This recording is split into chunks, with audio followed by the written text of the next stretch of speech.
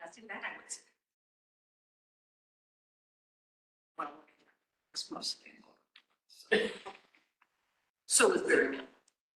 So, because the youngest performer was John Mellencamp, 70. He's 70. That's what somebody said.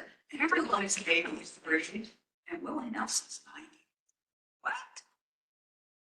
Look 91? Yes, he did look 90. Bob Dylan. Bob Dylan.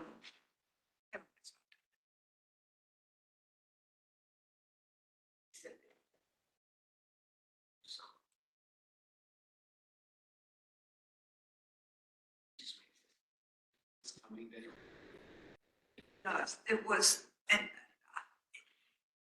he must have sung mostly later songs because I didn't recognize most of them. I just know that verbally, I guess I know.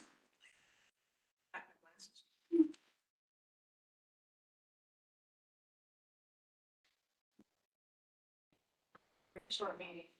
House.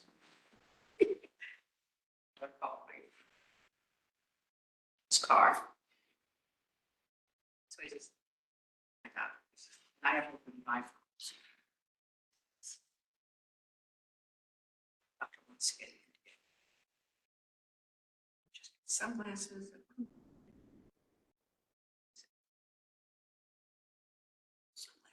Hey guys, can you hear me?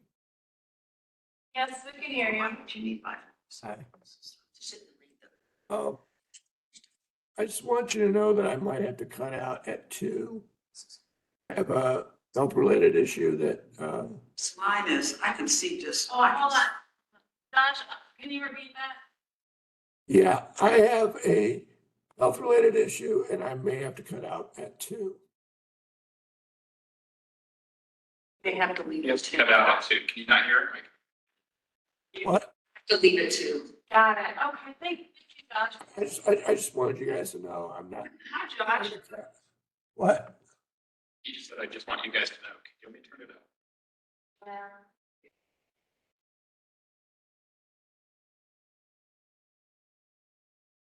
Maybe only give I have a cover in a little bit. Thanks, Josh. We'll get this meeting started as soon as Linda arrives. What's that?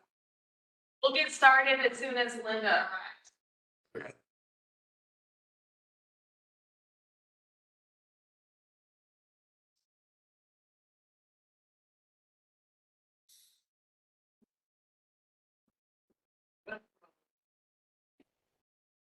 I know, I've heard of Wayne Newton. Oh, front row, you said. Front row, Wayne Newton's coming in left. Where is it? Jay Scheidegger with University. My daughter. The students get discounted. No, not for Wayne. I said, do you get a discount? When my son-in-law went to, he did, but I don't know if I She can get discount tickets for other things. Yeah. But I checked. Front row tickets. I'm not really a concert person very much, but my daughter and son-in-law gave tickets for Mother's Day. Plus, they knew I liked Bob Dylan. So That was nice. I would never buy it myself. Just wouldn't. We're thanking my parents because we figured it was cheaper than flying to Vegas, so. I think when Kristen took care of it, they got, like, I think they paid extra for the parking. It was ridiculous because not only that, it was a very long walk. It's ridiculous, why, you know, but they had scooter, or they had. That wasn't the problem. It's that you can't walk, wasn't, you know, it was so long. It was long and it was bumpy. She's doing so much better. And it was really dark too. I thought more lighting could have been used.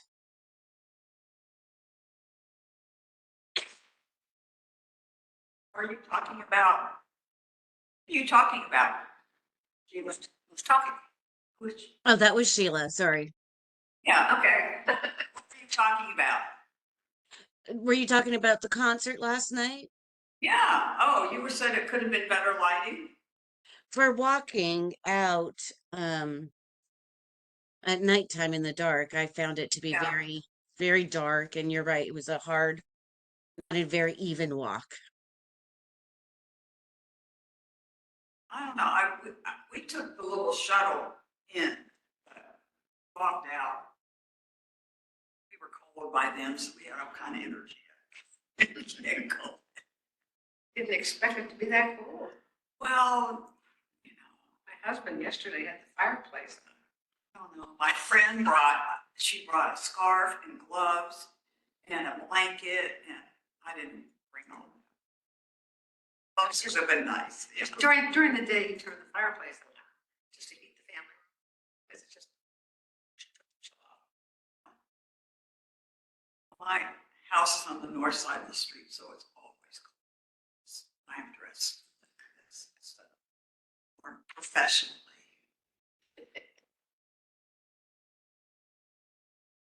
I figure those guys can't really tell. You're just outings.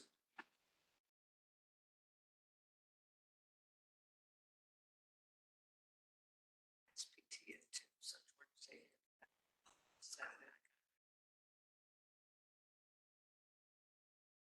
Organize our schedules. So where's Linda? I wonder if she's, oh, I didn't see if she texted. And, On my way. She's at Frontenac. Oh, you got it too. Still the construction there.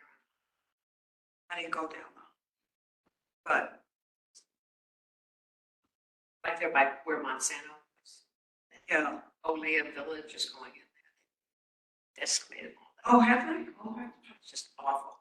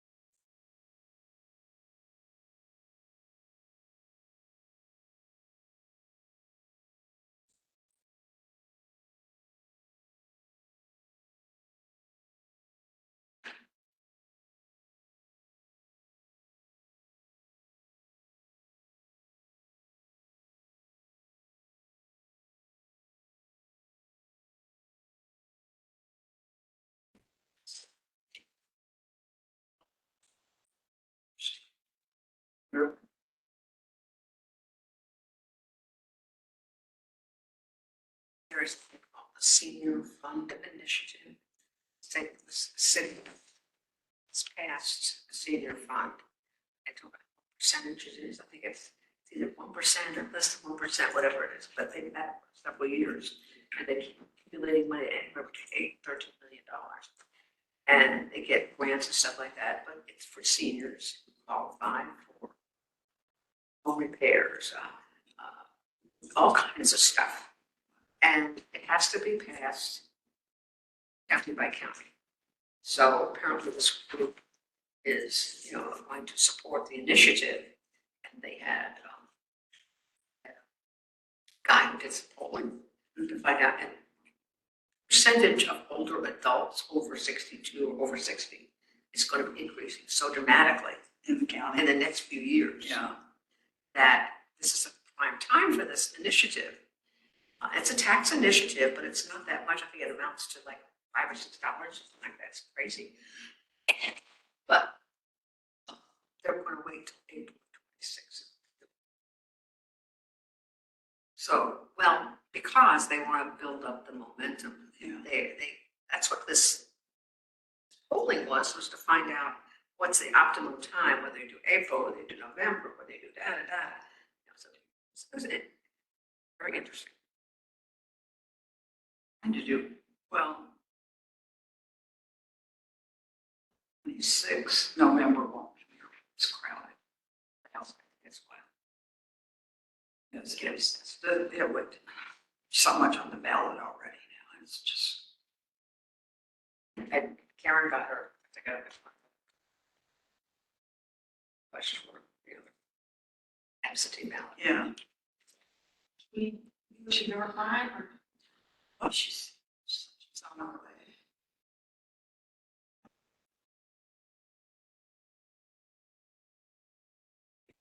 On for a few minutes.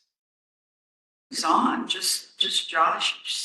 We've got our presenters from the health department and from police, Zachary Cook and Michelle Ryan. Robin, Sheila, Steve, Josh. Oh, okay.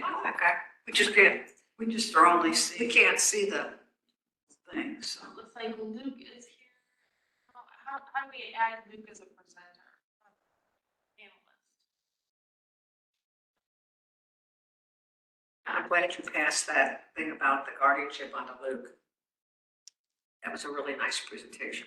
Yeah, I did read through that also after Well, I hold on to it because it really spells out the different types of guardianship that you don't have to do the kind with the lawyer and, you know, report to the court and all that kind of stuff. you know, for the most part, people,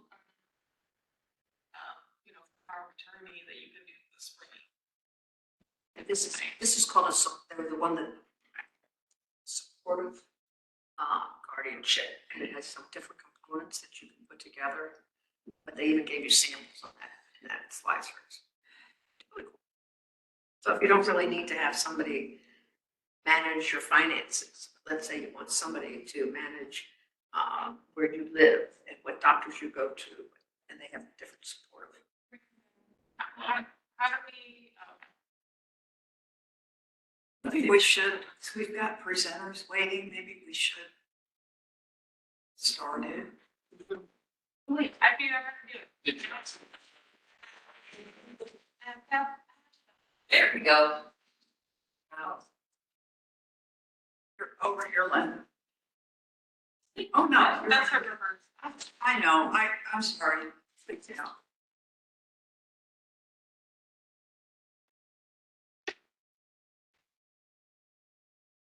Hello, sorry. Again. We can get started. You want to do the one call then? All right. One here. We have Linda Baker, Yeah. Barber, Here. David Forrest, let me know that you would not be in attendance today. Howard Hayes is not in attendance today. Stephen Harris, Here, here. Josh Stewart,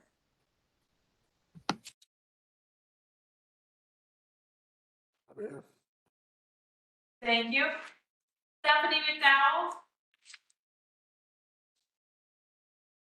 No. Brandon Morris.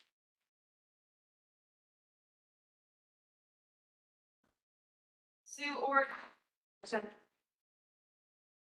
Rose. Here. Gabriella Garbera. She let me know she would not be in attendance today. Sheila Sudarwala. Present. Robin Wallen. Here. Perfect.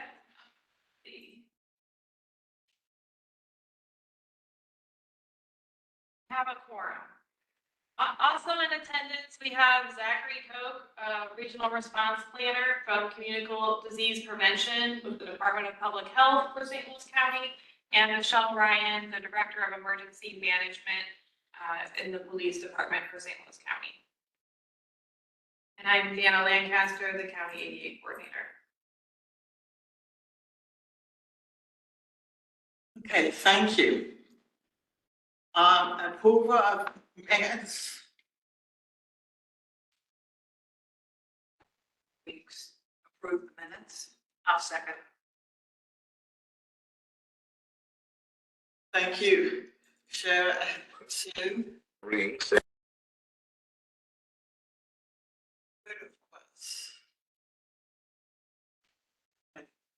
Um,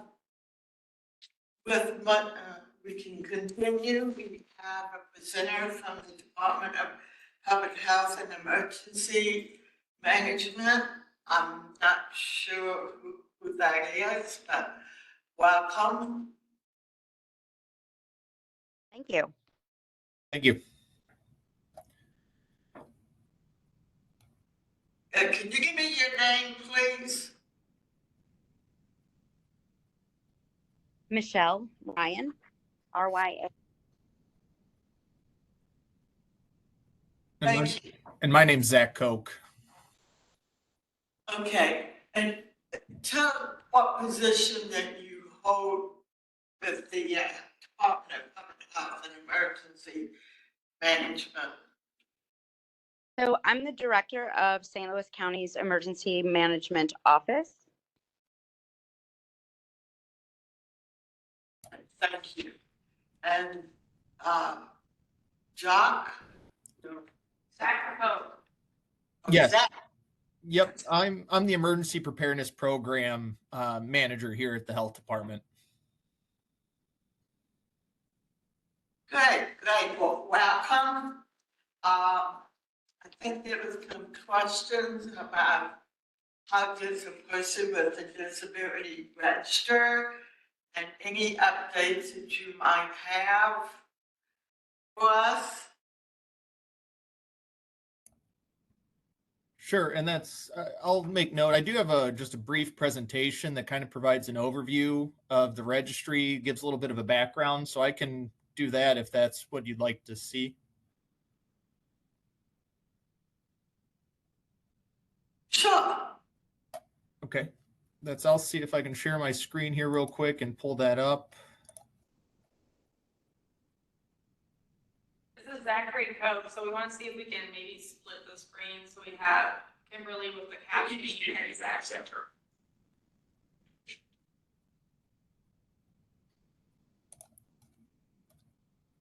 Should get it.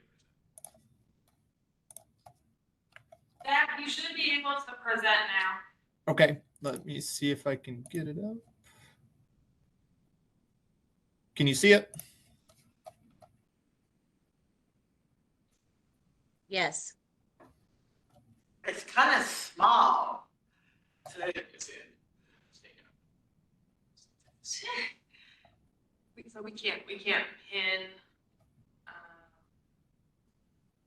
Sure.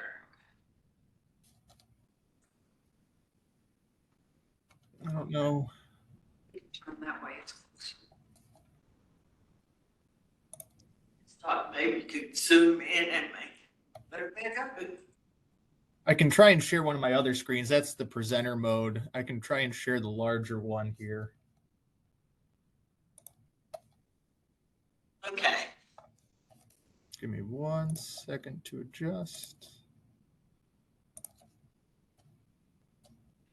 And before we go much further, I noticed that Brandon Morris and Josh are on the call. Did you know that? Sorry. Josh and Brandon joined in. I just saw them. Josh has been on the call. I don't see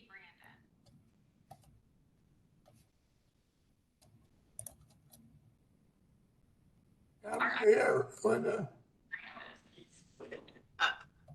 Is that better? That's great. Yes. All right. I will work with this one then. Perfect. All right. So as mentioned, given a little overview of the Access Functional Needs Registry that we have or that we manage out of the health department. Let's see if I can. So just a little bit of background. The registry transitioned from the Department of Human Services over to the Department of Public Health in March of 2023. And since then, we've been working to get it into a different platform and some different information points collected, things like that. So it's something we've been working on over the last year or so as we've transitioned from departments and working on our data collection efforts here at the Public Health Department. Participation in the registry has always been voluntary, both opt-in and opt-out. So it's up to the individual to register within the platform. And then the information that's collected, the overall response efforts or coordinated process consisted of multiple response partners, including ourselves here at the Health Department, Office of Emergency Management, and then all of our first responder agencies that we work with during a disaster or emergency declaration. And I will note, if there's questions that come up as I go through this, feel free to ask those, and I can work through that as we move along. So an overview of the registry. So ultimately, it's a secure database of information that we collect at the Health Department. It's mainly used as a emergency preparedness tool that individuals can register and provide us with various,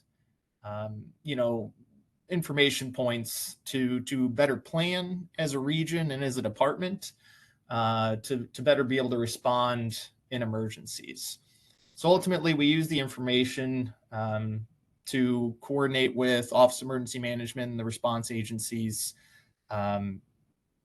in preparation for disasters and then being able to respond effectively during an emergency. So we're collecting this information and both using aggregate details or information to better build out our plans as we can. So we do have the privacy component. All registry participation information remains strictly confidential with us at the Health Department, as the intended purpose is to help us support preparedness and response efforts.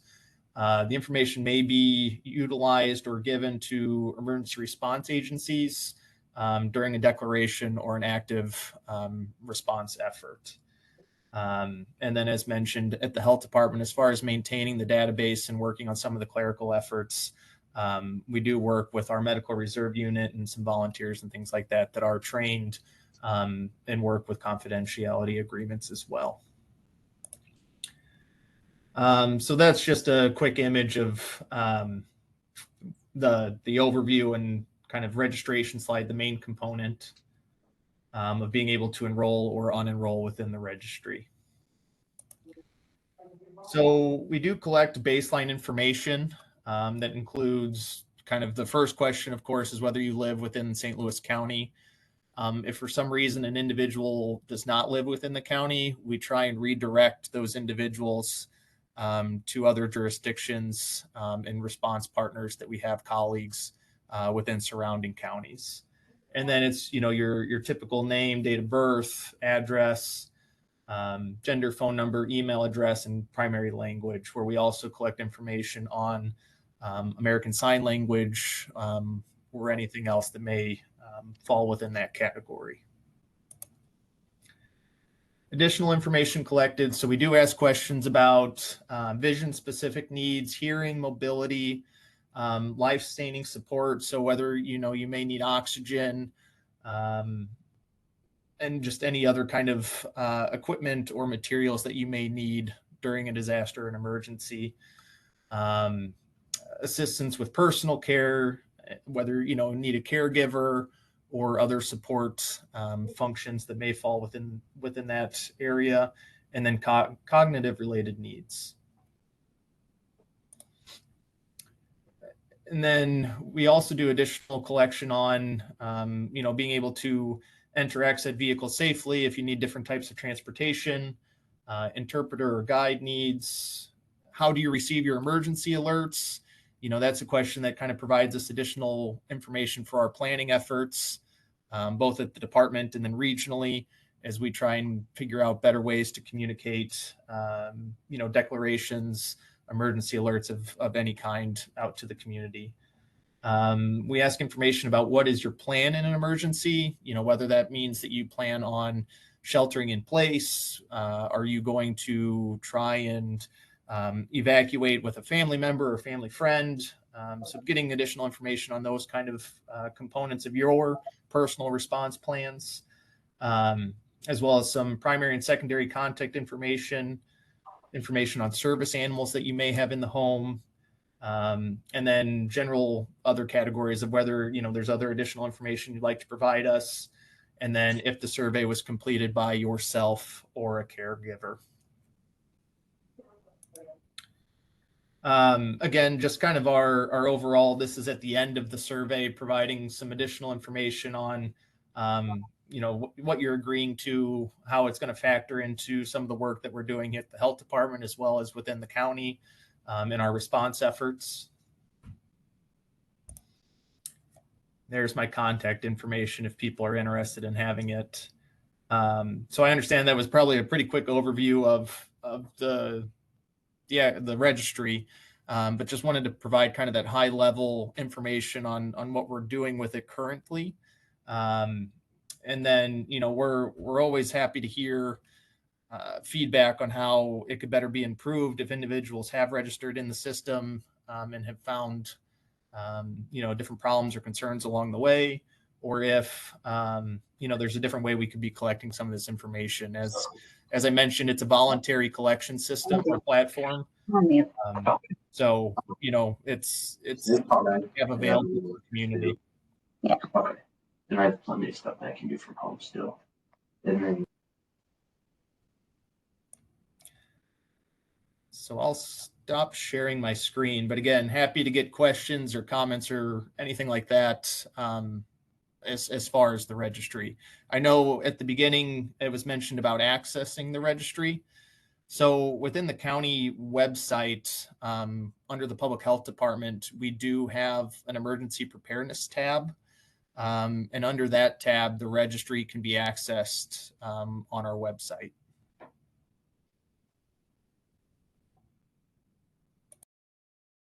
Any questions, any comments? How many people do you have on the registry now? I believe currently there are 30 or 40 individuals that are registered. Not that many. No. And how do people find out about the registry? So we've put information out through our social media platforms and other communication pathways. We're always happy to share the information with other agencies that are willing to share the information as well. This is Sue Orton, and I was going to suggest that one of your contacts would be the Older Adult Commission, St. Louis County. Susan Schaefer's is the county liaison, and maybe getting her that information to distribute to their members. Absolutely. I have a question. Does this apply strictly for unincorporated St. Louis County or the entire county? Like municipalities? It should be anybody within St. Louis County. I mean, if it's unincorporated and they still register within the registry, we'll have that information to support the best we can. I wonder, Zach, if I know that my county council person, and I'm sure, I assume the other ones do also have like news emails that they send out.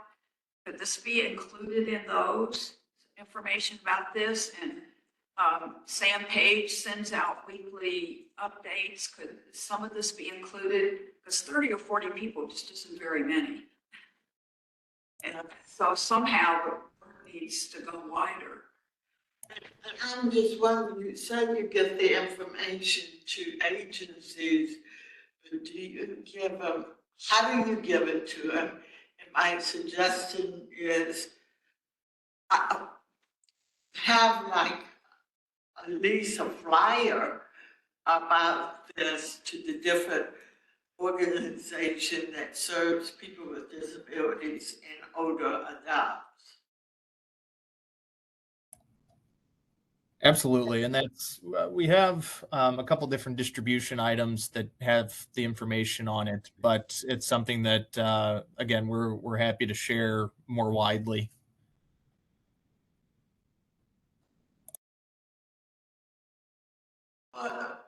Why, why isn't more people registered? That any reason of why? That I can't speak to specifically. You know, again, it's a voluntary registry. So, you know, if an individual goes into the system and registers, that's great. But it's one of those things that unless the community wants to provide the information, it's hard to pull some of that. Do fire departments have this? I'm thinking a lot of times fire department don't always, they're not responding just to a fire. A lot of people call them because they fall and because the fire department's cross-trained in most cases. So this information, this is Michelle. This information is not shared unless we're under some sort of emergency order. And that, or, you know, in the middle of some sort of disaster, it's not used for day-to-day first responder use. I think Linda was referring to, do you get the information to the fire department? So if they come across somebody that might need to use it, or to whom it would be beneficial, that they could give them that information. Only in a disaster, right? So if we have need to start responding to people's homes, maybe an emergency evacuation order, we would in fact provide that information then to police and fire, but only the ones that were providing the assistance for the evacuation, right? So it wouldn't go to every fire department. It would only go to the fire department that we're using to facilitate those evacuations. I think what we're saying is, suppose I'm at my house, it's not an emergency, I mean, it's not a disaster, but I fall and I call the fire department for help. And the fire department sees I'm elderly, or I may need assistance in an emergency. Would they have access to this information to give that to me as a way of getting more people signed up for the registry? For a normal everyday call, such as someone who's fallen outside of a disaster or some sort of emergency order, they would not have access. Zach, is that accurate? This Well, is Stan. I know we don't have access.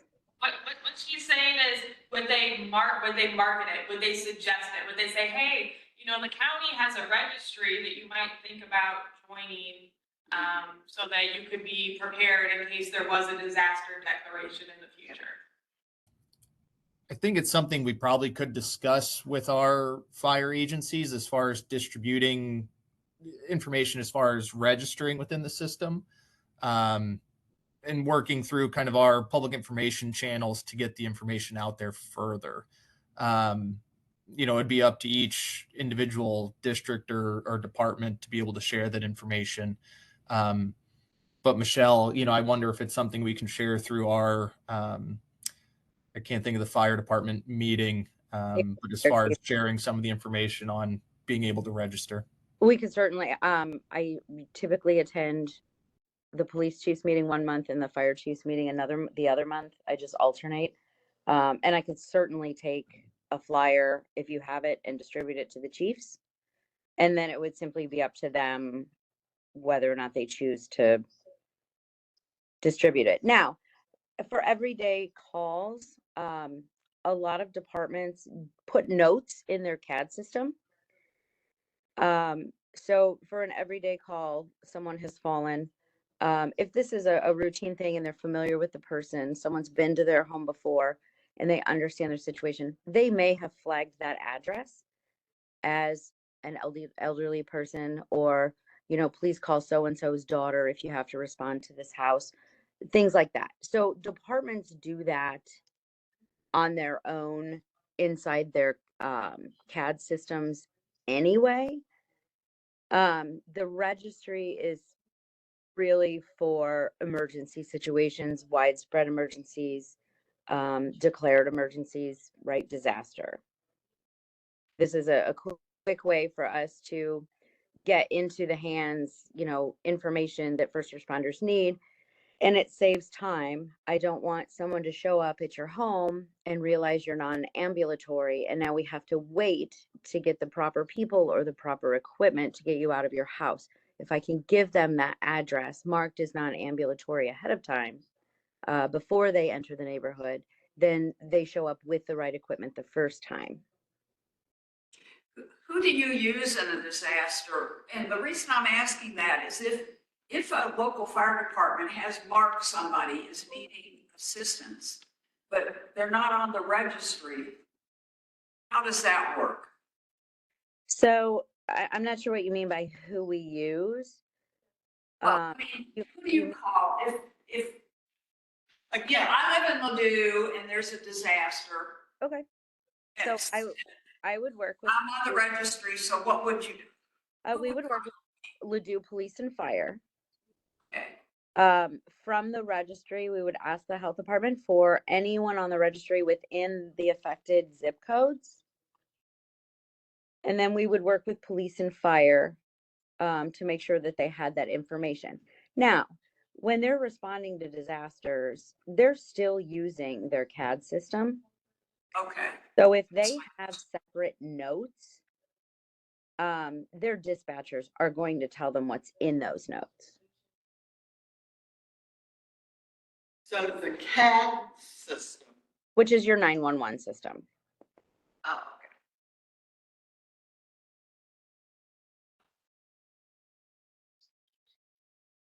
I'm just thinking of someone that was a neighbor of mine who called the fire department all the time because she failed. And I'm sure they knew her, but whether it's a national disaster or a situation where she's fallen, people need to know how to get to those people. So I was wondering, how do you promote this? How do you market it? Other than social media and website. Some people may not look at those. So that's why I think the fire department, police department should have maybe a few flyers in their vehicles, but they do have a call from someone who's fallen. And after they take care of the situation, say, did you know that you could register? And here's the information. And like you say, it's volunteer, but at least you gave them the information. For adults, you know, when you're talking about using social media all the time, a lot of older adults don't log on to social media. And so you're really just kind of throwing it out there without getting a real purpose for promoting this for people. We understand that it's only for disaster, but the more people that are in that system, the more lives can be saved. So I think maybe your group needs to think of some, as Linda said, some marketing that you do. I don't disagree with any of this. It is something that we can market better. But just for Zach's sake, this program was always owned by the Department of Human Services, and the health department only took it over very recently. So this is still kind of new for them. Okay. Yeah, And I think we're still working through a few things with it. that makes sense. It's a new thing. I think we're just offering some suggestions which you may have thought of, or maybe you haven't thought of. But even though older adults might not use social media. I think you're right about that. But their children might, their caregivers might, their grandchildren. And so I really think putting this out through the council people's websites and Dr. Page's weekly update thing that he sends out and any other such things would be very helpful. I'm thinking of an 84-year-old next door neighbor who's not, she doesn't have anything to do with computers. And she gets, other than people telling her, her source of information is the local newspaper outside of the Post-Dispatch. I'm talking about what's called Call in South County, and Kirkwood and Webster have their own paper. So just, you know, the little newspapers that are out there. I would be happy. This is Sheila Suterwell, and I'm an executive director of Artists First, an organization that serves individuals with disabilities. And I would be happy to, especially if you have like hard print copies, to disseminate it to not only those we serve, but our agency partners. That's a great idea, Sheila. Thank you. Yeah, so if you have a flyer already made, you could send it to Dana. Excuse me, and Dana can send it out to the commission members, and they can print it off and distribute it. This is Luke. If I could say something too about one of the problems that I've done some stuff in the past with some emergency management stuff. One of the problems with registries like this is if people are transient or if they move around a lot. Just sort of an FYI, people are moving around a lot. Luke, we can't hear you, you're trailing off.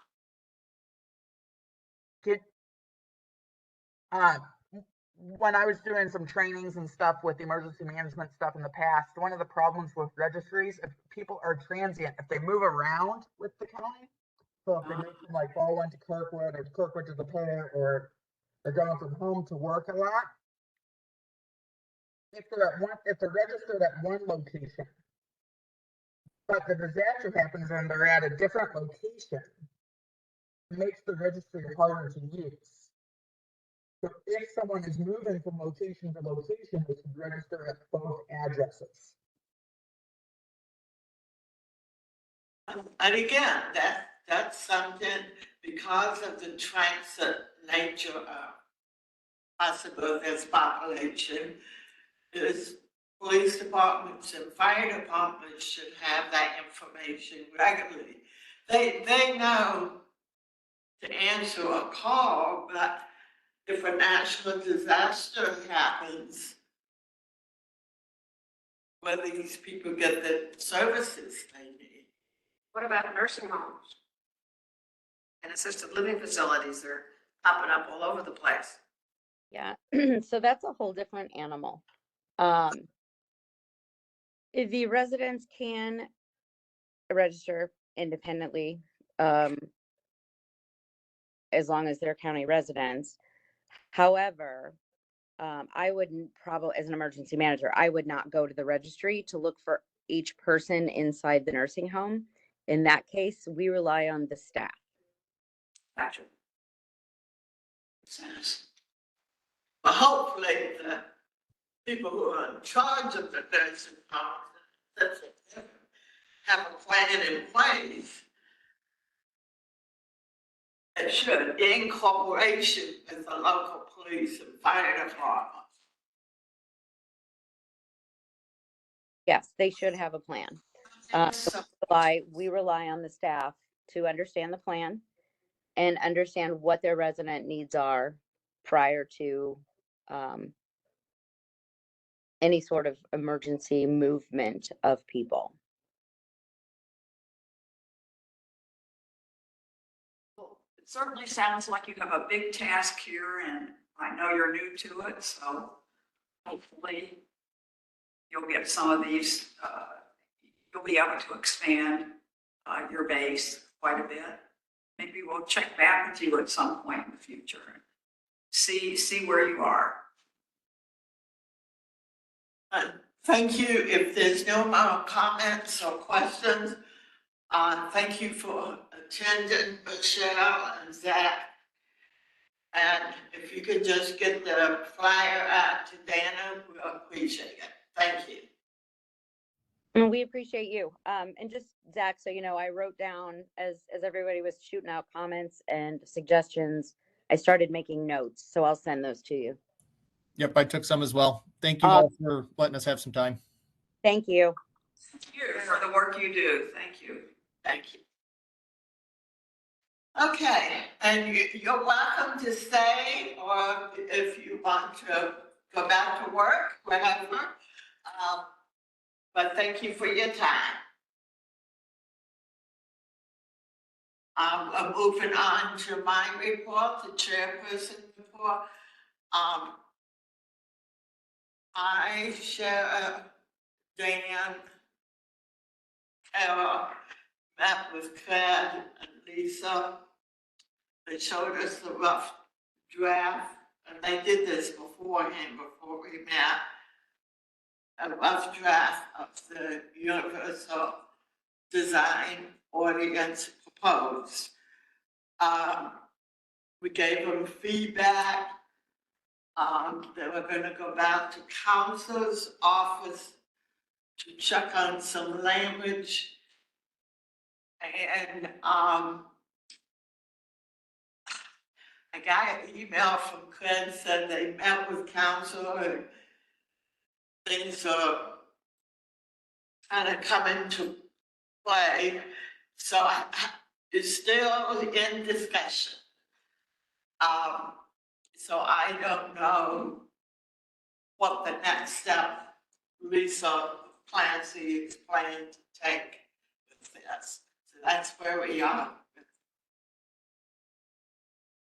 the whole proposed universal design ordinance.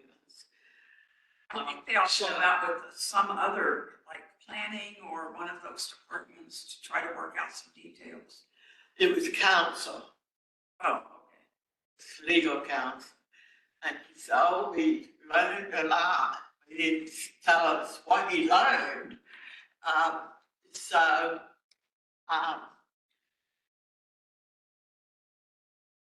They're working on it. That's all I can say.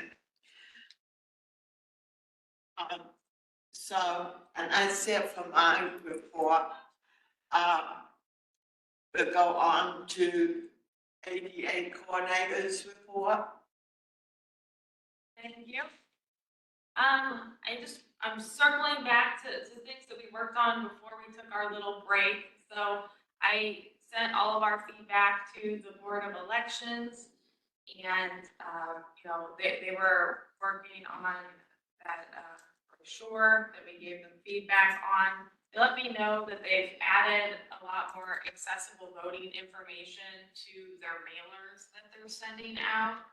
And as they're sending out the reminders to vote to people, they're including the permanently disabled application with each one of those reminders now as well.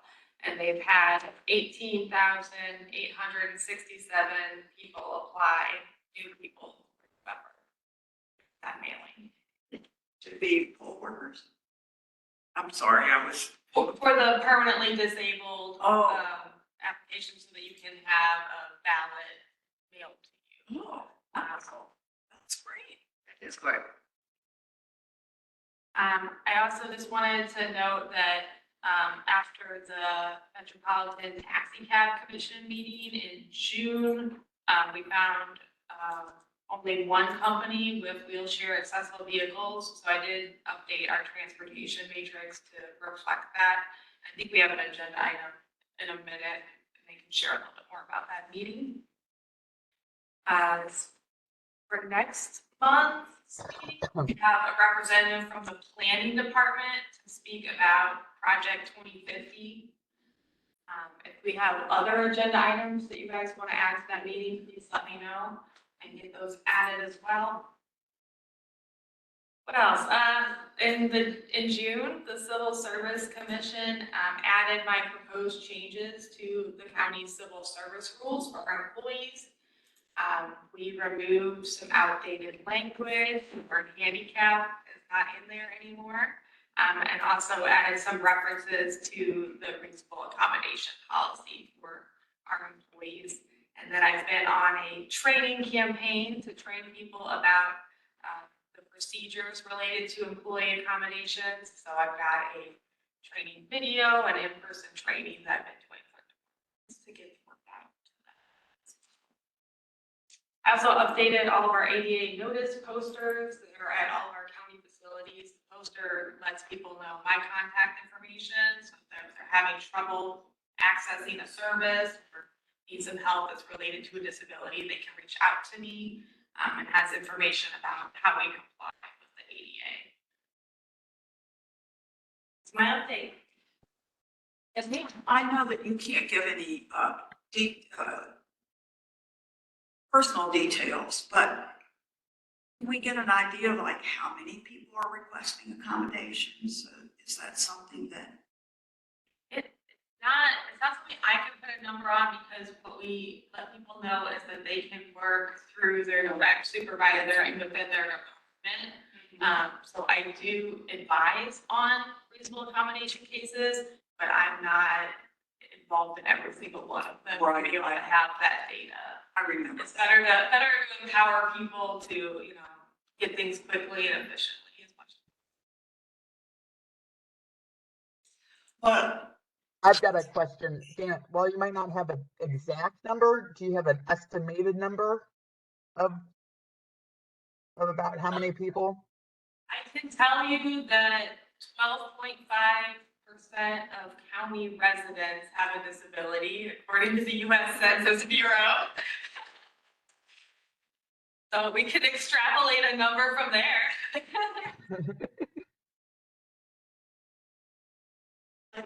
Okay, and so that can be invisible disabilities too, know about it. When they put that US Census number, does that include mental illness? You can look at how they ask their questions. The questions are the same for the census and for the CDC.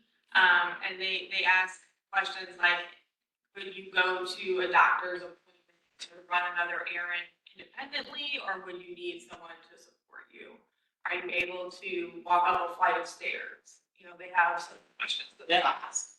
I guess. So it does hit on decision making. I guess one year if that 12.5 is not, should be bigger.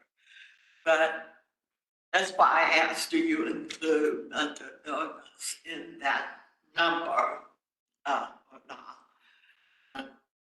So maybe how I would word it. How many calls per month do you get about accommodations? So, and I really can't put a number on it. If somebody is out for their own medical reasons, maybe somebody had a health problem or an injury, and they're coming back to work and they have any kind of a restriction, then we're automatically starting that accommodation process with that individual. We have people who are new hires, we have people just getting older, we have an older workforce, so it's quite a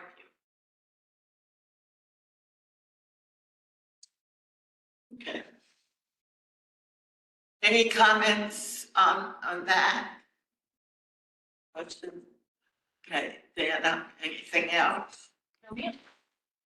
I have something, but I don't know, I can't remember how we do this, but we have not gotten a report from the Office of Community Development about the money, where their funds. 3,000? Yeah. I saw when this meeting started that Amy Ellis emailed me, and it says annual report for Commission on Disabilities, and I just forwarded that out to everyone. That was just at 12:29. So I haven't read it yet, but I did just email that out. to Okay, you. great, thank you. Okay. Yeah, it's a good one. Moving on to old business, Olga, and the commission update. Yeah, I was talking to Cheryl about it. It's a very interesting meeting. I would say most of the meeting was taken up with discussion on how to support a senior fund initiative. St. Louis City has one, and they've raised quite a bit of money. I think anywhere, I think she said $8 to $10 million. And this money goes to older adults for home repairs. And then they actually have the way she described it, they have a board that decides, gets grants, goes out for grants and things like that to accumulate more money.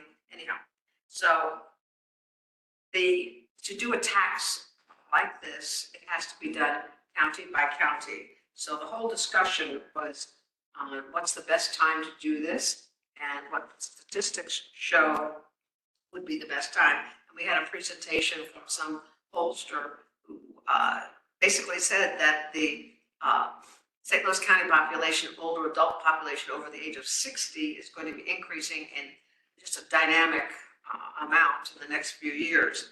And so they have concluded that April of 2026 would be a good time to do that initiative. I don't know exactly what they're talking about, where the Older Adult Commission will be involved. The idea would be to create this board of 7 members. And the chair was saying, well, okay, the Older Adult Commission represents every single district, that maybe these commission members could be a part of it. I didn't say anything, but I don't think they can. I don't think that would be kind of like lobbying. And I don't think that that's a duty for a St. Louis County resident. Now, individually, they can. You can support it. As a group, they cannot just automatically become part of a group that maintains money distribution, things like that. But I don't know for sure. Anyhow, they talked about that. That's really most of the discussion was about the best time to do this and how they can work to make this initiative, possible. I can't remember exactly what the percentage would be for the tax, but it's not very much. It's less than 1%. Are there specific restrictions or the right word is on what people can request money for? It would be things like home repairs, fixing your HVAC, things that to keep a person in their home. And apparently they've done all kinds of creative things in St. Louis City, but I would have to go. It was, at the time, it was called the Senior Fund in St. Louis City, and now they're calling it the Senior Fund Initiative. But again, it's still in the talking stage, and they felt that the Older Adult Commission was the ideal group in order to, get it moving. Isn't there already something the county, I mean, this sounds great, Yeah. but doesn't the county already have some Yes. kind of? They do, but it takes 5 years, and you only get about 1,500. It's, What do you mean it takes 5 I days? mean, it's such a waiting list in order to get in, because I have clients who want to have a ramp, they want to have certain things done. And so you have to make application, and there's a big waiting list, and there's not a lot of money that's available. So this would be. This would be a big boon to older adults who maybe have their home, but they really need a big expense. Maybe they need a new roof. Roofs cost a lot of money, and just add one. So I'm just saying it's. I don't know exactly all the criteria, but it would be based on this board would decide, whether the applicant was accepted.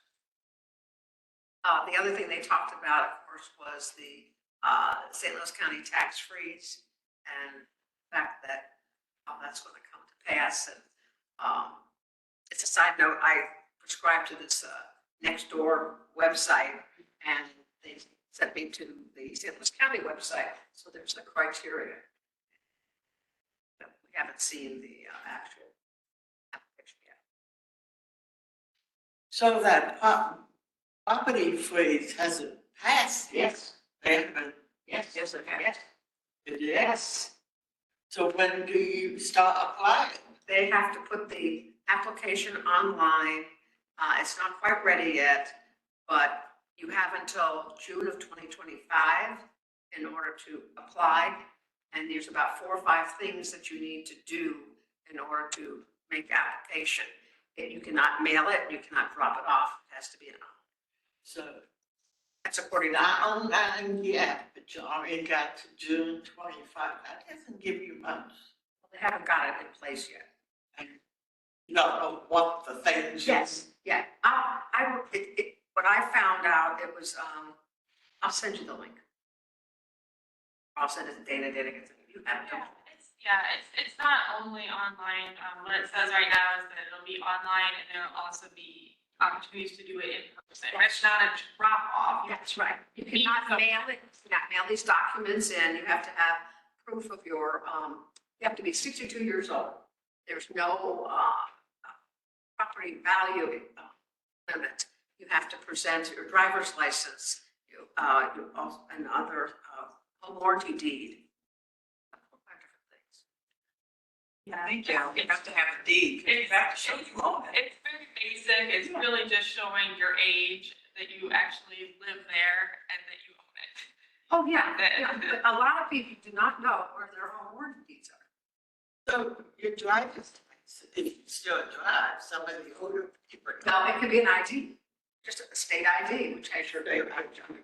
That has that information. So you don't need a utility bill. I don't think so. I don't think that was No, part of it. utility It was bill. really the general warranty deed was one of the things they asked. And when you buy a house, When you say general, see, I'm still paying a mortgage. that's not, when you bought your house, you sat down with a realtor at a title company and you filled out and you got what we call a general warranty deed. You have a copy of it someplace. Now, if you don't I have, thought the bank Now, had wait a it, minute. I just kept paying them. if you don't have a copy of the general warranty deed, which says you're going to be the owner of it, maybe it's in 20 years, but your general warranty deed, you apply for the mortgage, you can call the Okay, I county. have to show that out. Yeah, yeah. Thank you. I can sit down with my clients, you know, when we have a transaction and they have a general warranty deed and we tell them, just please save it in a nice spot. And if you get an email or a letter from some goofy company they're fishing for, they want to pay you, they want you to pay. Pay them. Yeah, because when my client said, what is this, what is this? They wanted $200 for a general warranty deed copy. And I said, no, it's free. Okay, well, I'll send it to you. I certainly think I qualify, so. I think you qualify. So I want to make sure I have money. But I think the important thing for people to know is that you have to do it every single year, apply every year. And the other thing is that, in other words, if you qualify for it in the fiscal year 2025 for taxes, you have to fill it out again for the following year. And it's really that increase in taxes. It's not, that's what it is. In other words, let's say you pay $3,000 in real estate taxes and they do an assessment and it turns out that you got to pay $4,000. You'll not have to pay that $1,000 differential. But the way I have it set out, It's an escrow. it's an escrow. Yeah, I know, but I'm just saying that means that you don't have to spend more in your escrow. It just freezes the amount. Yeah. You're not paying. Yeah, I know that. I'm just thinking. Well, you want to save a government money. You could always not do it and donate the money to the schools. Okay. I'm just saying. You are just.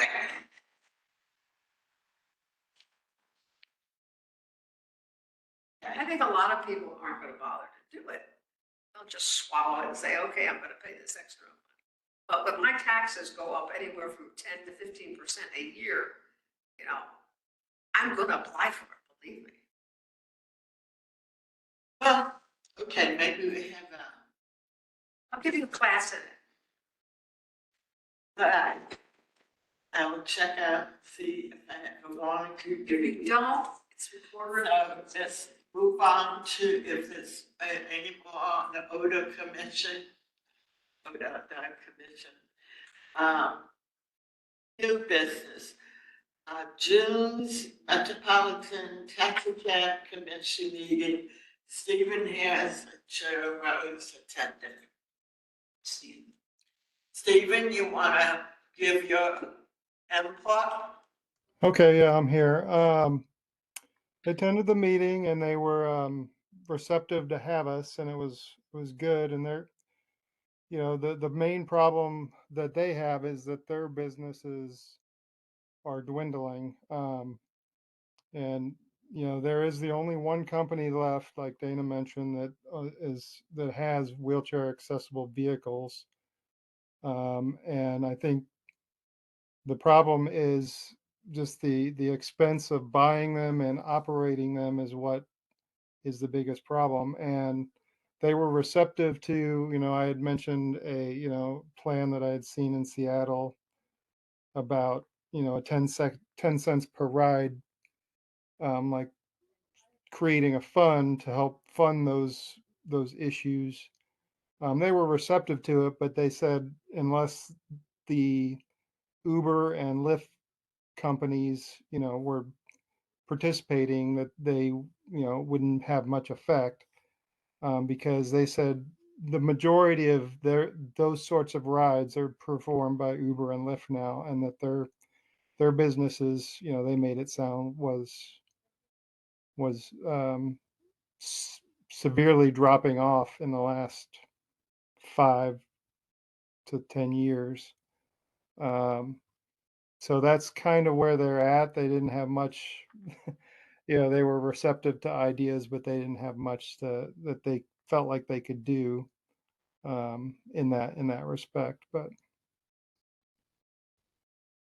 Stephen, didn't they say that if that 10% or whatever amount that you'd have to add on, it would have to be it'd have to be approved by the county and the city? I mean, it wasn't something they could do. right, I don't remember them specifically addressing it, but yeah, I'm not sure where the taxing authority would come from, but obviously they don't have any authority over the rideshare companies. That was taken away from them by Missouri legislation, I believe.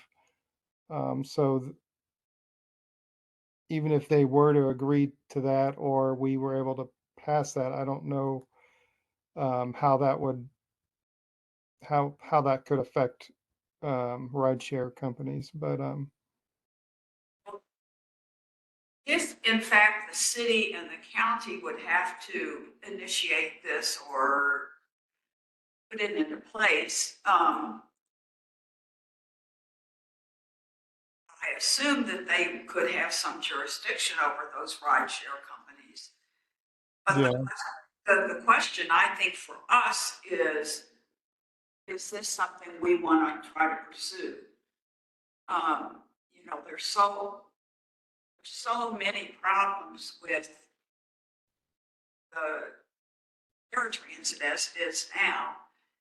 Is this a good use of our time and energy? And I'm not saying it is or isn't. I'm just saying that's a question. well, as far as any sort of transportation for people with disabilities, and specifically with people in wheelchairs, I think the more the better, in my opinion. But that's, I'm in that specific situation myself, so there is no really good um, like on demand options for people in wheelchairs, unless you can transfer into a regular um, Or taxi or something like that, and you know handle that sort of situation. Dana, who would we talk to about with this? Either would it have to go through one of the county counselors, one of the council people, then should it initiate with Dr. Page's office, or if we were gonna pursue it? I would say, before you think about setting up a fund, which would be done locally, maybe on a county level, you need to be able to loop in those Uber and Lyft companies, and that's on a state level, that's the Secretary of State. Yeah, that was my impression just by looking over some of the legislation that was passed, that would, to me, it looked like it would have to be a state thing to loop in the rideshare companies. I'm not sure how much. I think it's notable, we're talking about the senior tax fees, that was decided at the state level, and then the county, needed to take action to come into compliance with that decision. This is Robin. Typically in that situation, it does have to be a state decision. And the state has pretty much separated the TNCs from the actual taxi companies. So I don't know if that's doable or not. I am curious about something, Steve, and we may want to look into this. You may have heard of me talking about a company called Uzurv, Uzurv, that is a TNC on demand that provides accessible vehicles around the country. They work in 40 cities with paratransit. I Yeah. don't know that they've ever worked with taxi companies, but it might be something worth approaching them with. Yeah, when I remember you talking about that in one of the paratransit meetings that we attended together.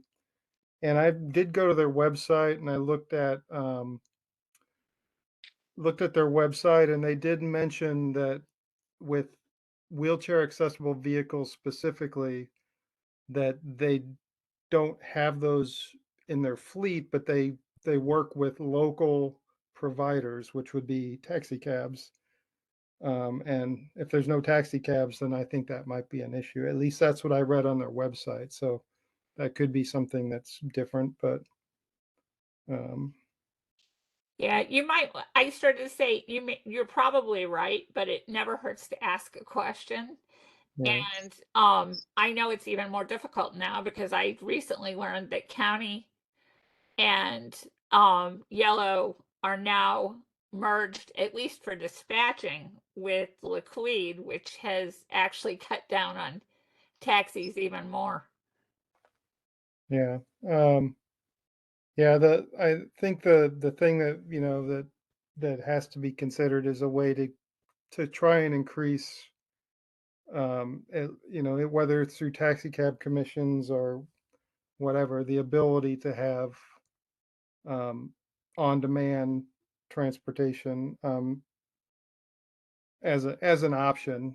But yeah, I know that some places like Metro doesn't do it, but some cities, and you know that too, Robin, that some cities will do um, taxi, like um,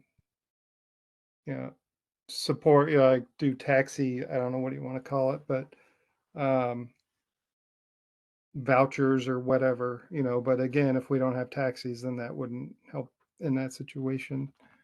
So anyway, the one company, Metro West Taxi. I don't even know how many they have now, but there's just not anything in this area. I'm for- also curious. I wonder if some of the grant funding can be used by the taxi commission to get wheelchair accessible vehicles. Yeah, I don't know if they've ever really looked into that, but that might be another suggestion. yeah, it might be one of those where if some company could be able to expand their fleet enough where Metro, maybe Metro could be convinced to offload some of their ride issues with, through through vouchers or whatever with a different, with a, you know, a private company. But anyway, that's just kind of throwing ideas out. But Has this been done in other cities? Like, like the public transit company well, gives vouchers to private cab yeah, companies? they do. And Robin has, you had mentioned, Robin, that you had some contacts in Kansas City, and Kansas City has some sort of on-demand thing going with at least one or two taxi companies set up. Most, I'm sorry, Steve, most cities, a majority of cities do that now.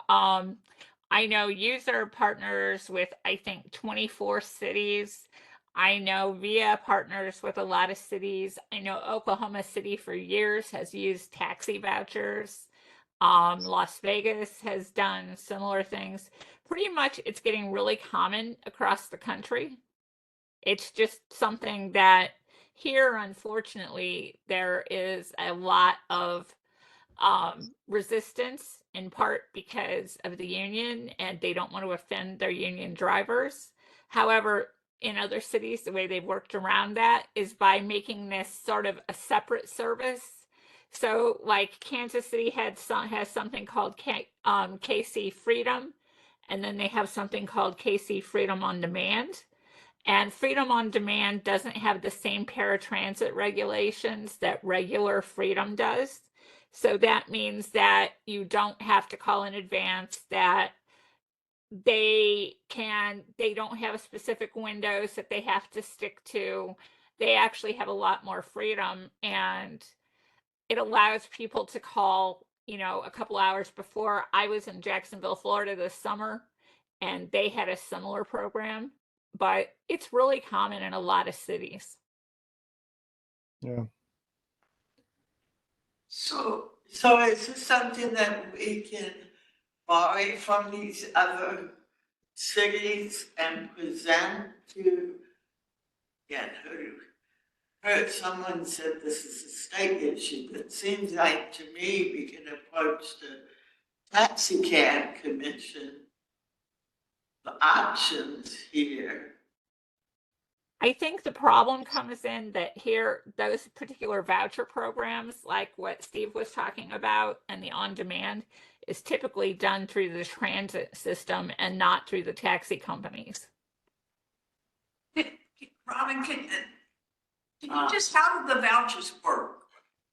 Basically, what they do is they will give so many vouchers. Like, I can't remember specifics from specific cities, but like maybe you'll get 30 vouchers for a month, and those vouchers might all be worth $14. And basically, what happens in most cities is the city or county pays a portion, the transit agency pays a portion, and then the passenger pays basically what the regular paratransit fee would be. So, in other words, you would pay the $2 paratransit fee, and then the rest would be covered by grants through the transit agency. And then also, some cities and counties will throw in some extra money. Kind of the way it paratransit companies, you know, just from my looking at it, estimate that every ride will cost them, you know, X amount of money, you know, let's say just throwing out a number, $100 or whatever. And so they try and offload some of their, in some of these other cities, some of their traffic through their paratransit system by saying, here, you know, we'll give you $80 to make this ride, you know, for this person. So that way they're offloading some of their, and I think that's why it exists. And it's handled differently, like she was saying. But um, again, if we don't have people to provide those rides, then you know it's kind of a moot point at that. You know, if there's no other options for those rides to be given. Now, Metro does have the VIA service, which they're trying to, which has been kind of rolled out in a, like a, I guess, the testing sort of phase And it's but it's very limited in certain parts of the county and certain times of day. So I don't know how effective it is, but Yeah, that's one of the problems that, I've been pushing for many years is for them to partner with different um agencies. Via and User are the two that are competitors that kind of work together in these systems. And just to give a frame of reference, because I do actually have the cost here, paratransit, a regular paratransit trip one way costs $50. A trip on an on-demand service like Via or User actually cost between $25 and $30. So it's a huge cost savings to them to do it, but there's always been a lot of resistance here. Well, so in these other cities, they partner with paratransit partners with a private company or a taxi company or something. And the problem here is there's nobody for them to partner with because there's only one company. But if they get more money, wouldn't maybe that company buy more taxis or more accessible taxis? I'm sure these are things you've looked into because it sounds like you all have done a lot of work on that. Well, I guess, Robin and Stephen, it looks like you've been going to paratransit system. Has this been approached to Metro? What's the holdup? Why hasn't somebody utilized these providers? You CERN, yeah, is that how you say it? I can tell you that I have been pushing this for years, and there is a lot of resistance here. First of all, Metro at first wouldn't even consider the idea. I think that the pandemic brought them to the fact that they had to use Via, but jobs in every city that they partner with paratransit is the problem with the fact that the unions are worried that it's going to take their jobs, and they don't understand that you can do both and it can be like two separate services. And I have used these services in other cities and they're great, and they work for a lot of people because they have accessible vehicles. They have you don't have to plan your life ahead. If you have somewhere to go, that you weren't expecting to go, you can do it. But it's something that I really don't understand the resistance to it. I know I sent some information to several of the council members on the other services that are available about expanding, trying to encourage Metro to expand User or Via into something that works for more people, because there's so many people like in the county, like where I am, I'm like west of 270, that pretty much you have one bus on Olive where I am. But if you live further in the subdivisions, you basically don't have good transportation if you can't walk to the bus stop locations. So the big holdup seems to be Metro's resistance to doing anything like this.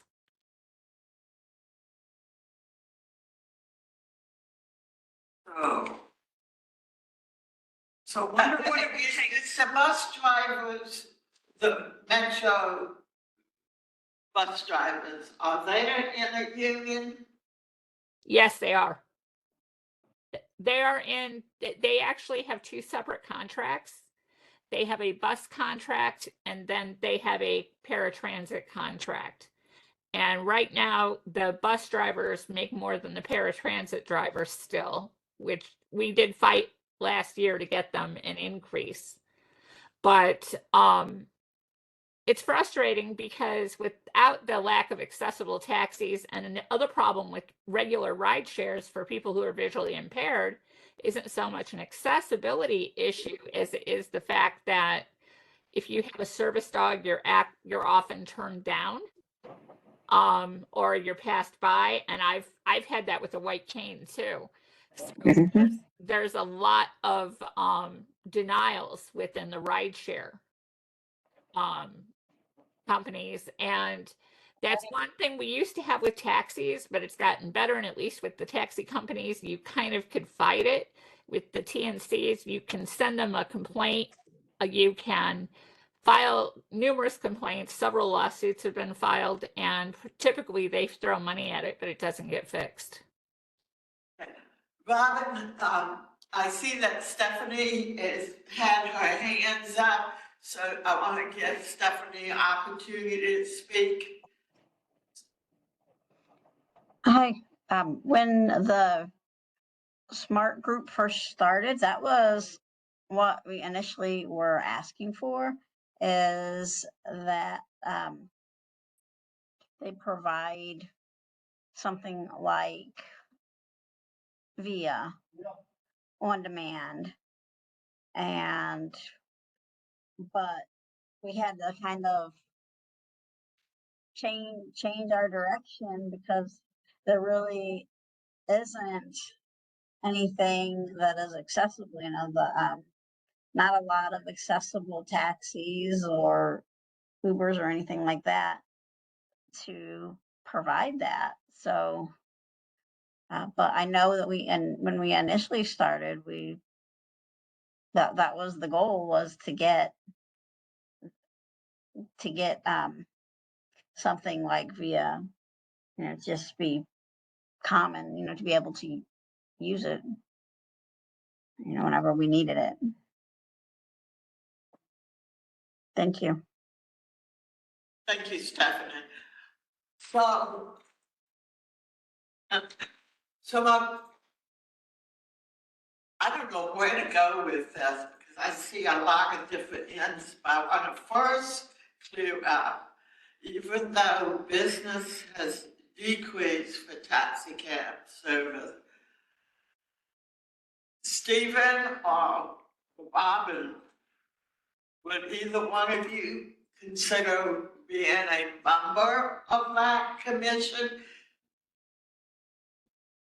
and start this process of how they can work with Metro and private companies?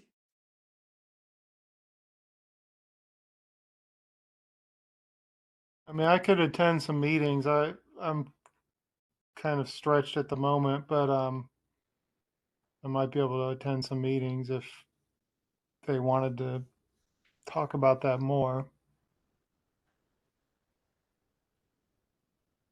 Could attend some meetings. I don't want to take on a whole lot right now, because I have some other stuff going on.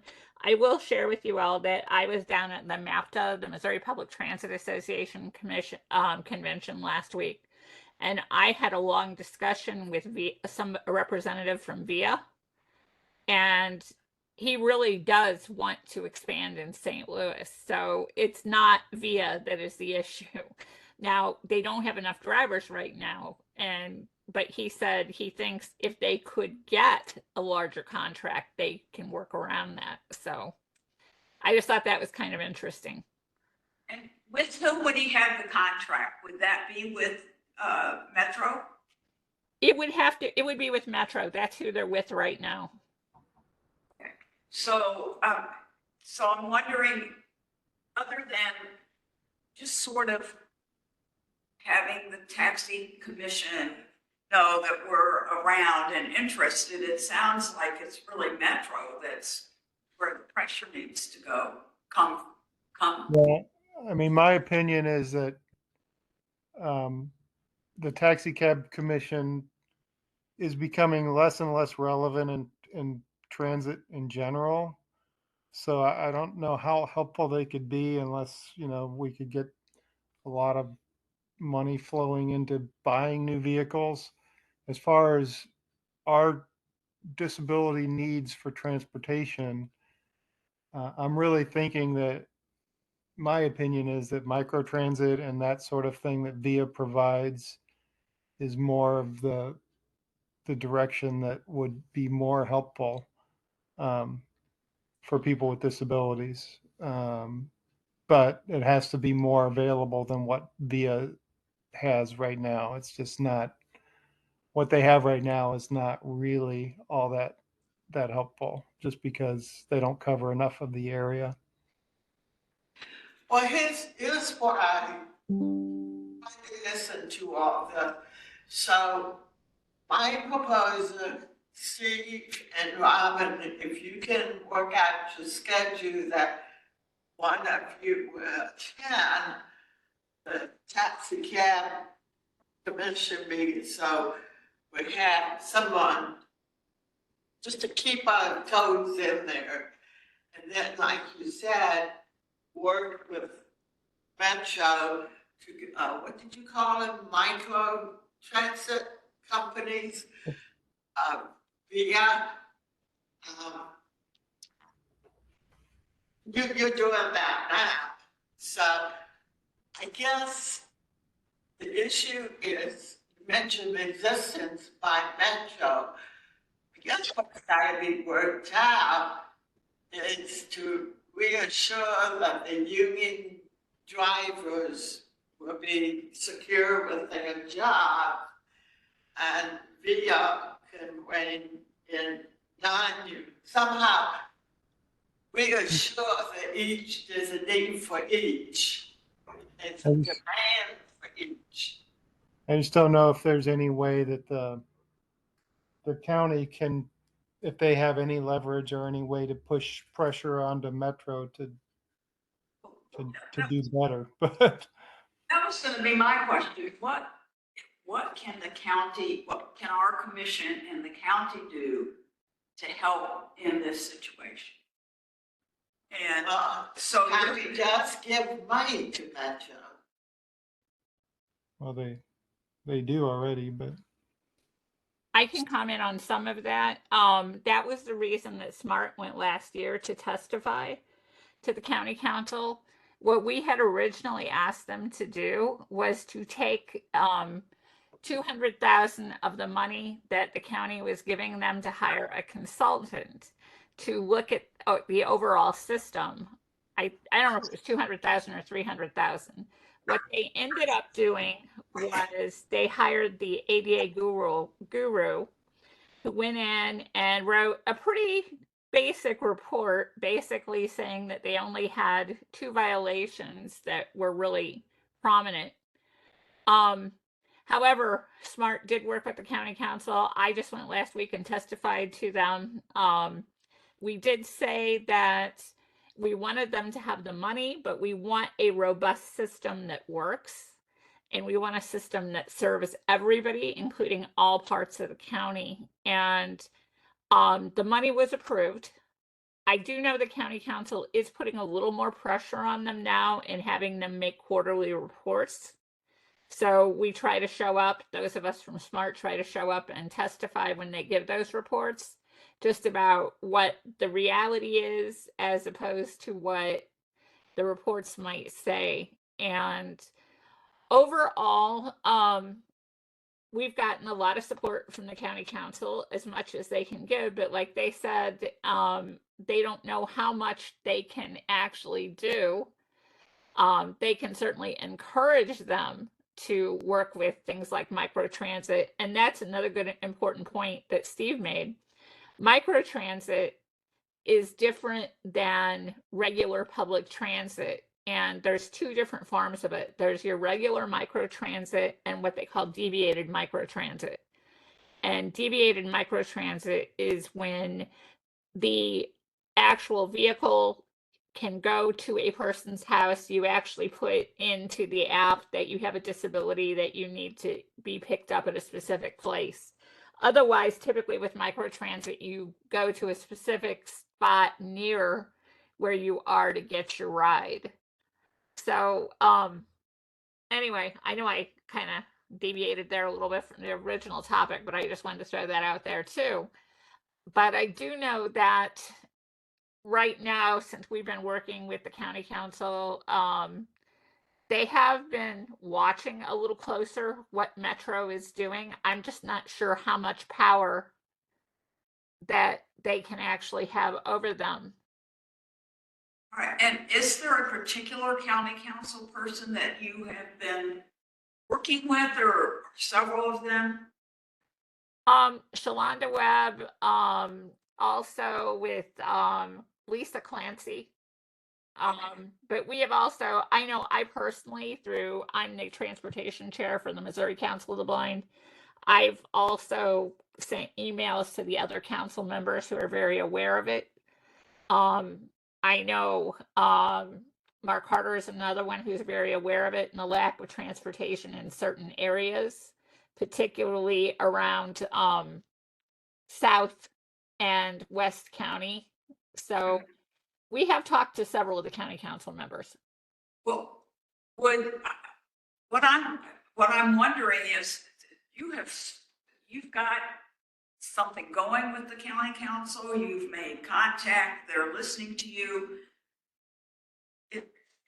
When you go to those meetings, if you let us know, I would think that the Commission on Disabilities could accompany you and add whatever voice we have, to the mix, maybe the Older Adult Commission as well.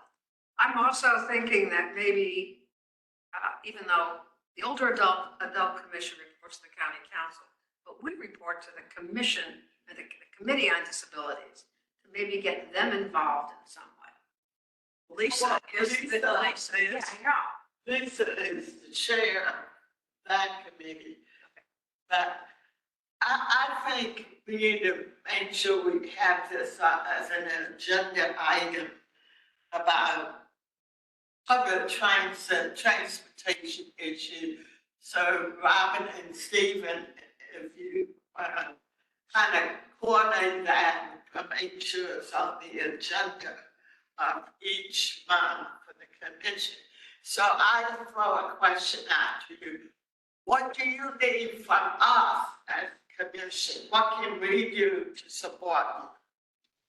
I think showing up is a big part of it, because one of the problems we've had is that typically when people do go to testify, it's the same 4 or 5 people, and we don't have enough representation of the disability community. I don't think that we've had anyone who is a wheelchair user testify before the county council. I don't think we've had a lot of different disabilities. Typically, the most common disability that shows up are people with visual disabilities.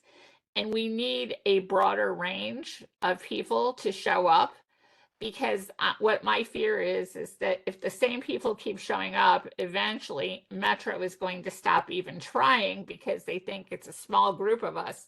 When in reality, I think everyone with a disability, especially in the county, who actually gives more money than the city, from what I understand, we all need to have reliable transportation. Well, I'll show up. With Bobby. I can get Bobby to come, but I've got stories Yeah. that I can tell myself. Just thinking about kind of these issues that we keep seeing over and over again, would it be wise that we start a task force maybe, or a work group to kind of analyze some of this stuff, kind of make kind of a draft plan, kind of similar to kind of what we did with sort of the universal design housing group when we were looking at the housing issues? Thank you, Luke. But it sounds like Robin and Steve go to paratransit meeting. So that's why I asked the question to Robin and Steve what they need. And Robin says the best thing we can do is come to the council meetings. And I'm thinking of Christopher Worth. I know that he depends on public transit, and Christopher uses a wheelchair and a scooter. Have you approached like United Cerebral Palsy and Easter Seer as far as getting some key people from those agencies as well as Paraquat to bring people to the county council meeting? I'm just gonna address it to Robin. I have not particularly, JMO with Paraquat is typically the one who reaches out to different people. I know she's reached out quite a bit. I know the SMART group actually has over 100 members now, but 90% of those members, maybe 80% actually don't show up at regular meetings. I'm not sure that there can't be more done and that forming a task force, you know, is a bad idea because it's always good to have new ideas. And quite honestly, I think that if we did something like that, especially for the county, I think it's really important because we are actually more underserved than the city, and the city doesn't have great transportation, but compared to a lot of parts of the county, we really don't have it. So if I appoint a task force, would you be in charge of it, Robin? I would do it if I had to, but if Steve wanted to do it, I would say Steve can do it. So that's On the meeting, we're past 2:30, so we'll want to keep moving and we'll have to come back. We're not on here anymore. Why don't we put it on the agenda to talk more about For that? us, because this is, What is this, October? Yeah. Okay, so Robin and Steve be in communication with each other and CC me of what is conclusion. I'm gonna have to wrap up this meeting, so thank you for everybody We've for, got one agenda item. Luke's got an agenda item. oh, guardianship, I'm sorry. Luke, can we postpone this discussion about guardianship and community-based service at the beginning of our agenda next month? That sounds good by me. Thank you. Thank you. Have a good day. And I just want to say, is Robin still? I just want to say thank you, Robin, because I know my son we've had problems. I really appreciate somebody working on this. Somebody that's been working on it for a long time. Yeah. It's been going, I used to be on the Metro Access Committee. That was back in the 80s. And we still had trouble. Okay, thank you so a lot. Thanks again, Robin and Steve and Luke. welcome. Dana, let's put that on the agenda. All right, so our next meeting will be October 14th. And we'll add that to the agenda. Are you closing the meeting, Linda? I don't know if I'm gonna be in 10. Did you say the 14th? Yes. No, I'm gonna be in Texas, so Cheryl, can you? So Cheryl can step in for me. But I would suggest having that on the Luke's agenda item.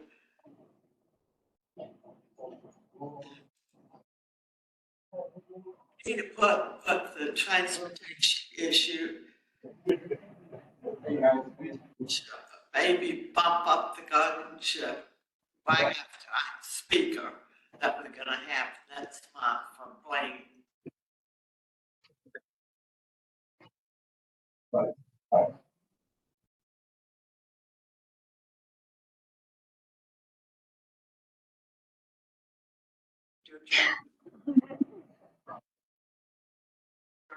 During the meeting.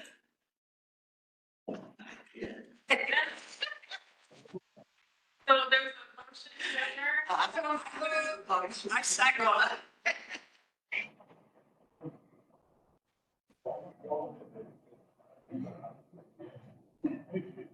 Mm.